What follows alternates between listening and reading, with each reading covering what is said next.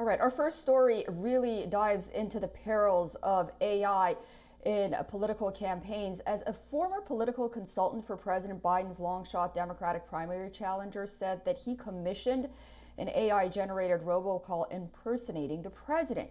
Reports say Steve Kramer, the veteran political consultant working for rival candidate Dean Phillips, acknowledged that he was behind the call that impersonated President Joe Biden. In a statement and interview to a media outlet, Kramer expressed no remorse for creating the deep fake, in which an imitation of the president's voice discouraged participants in New Hampshire's Democratic presidential primary. The call launched several law enforcement investigations and provoked outcry from election officials as well as watchdogs. Kramer claimed he planned the fake robocall from the start as an act of civil disobedience to call attention to the dangers of artificial intelligence in politics. He compared himself to American revolutionary Paul Revere and Thomas Paine, saying more enforcement is necessary to stop people from doing what he did. Kramer had also said that the idea for the hoax was entirely his own. The plan had nothing to do with his client, Dean Phillips. Phillips and his campaign have denounced the robocall, saying they had no knowledge of Kramer's involvement and would have immediately terminated him if they had known earlier. All right, well, for more on this, we are being joined by Daniel Castro from Washington, D.C. He is the Vice President of the Information Technology and Innovation Foundation.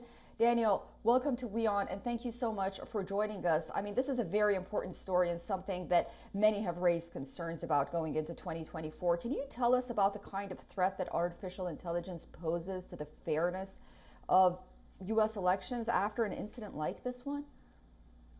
Well, the basis of elections is that, people make decisions based on facts. And the problem with these deep fakes are people don't know what's real anymore. It's very easy with only, $50 or less sometimes to make these deep fakes that show politicians doing things or saying things that they never actually said. And so it's really important that as we, enter into these new elections, that people have the right facts in front of them, that they can understand if a candidate did or did not say something. And so I think we've only touched the tip of the iceberg here. And what kind of corrective measures, in your opinion, needs to be in place to protect against this kind of abuse? Well, right now, we don't have laws that significantly restrict the ability to use deepfakes for campaigns to create deepfakes and share them online. And right now, they can do it with pretty much no recourse.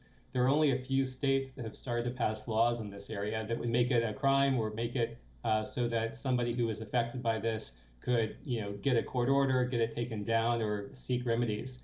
We need to have more laws in this space. Right now, there's basically very little enforcement, and it's kind of a Wild West in terms of what people can do.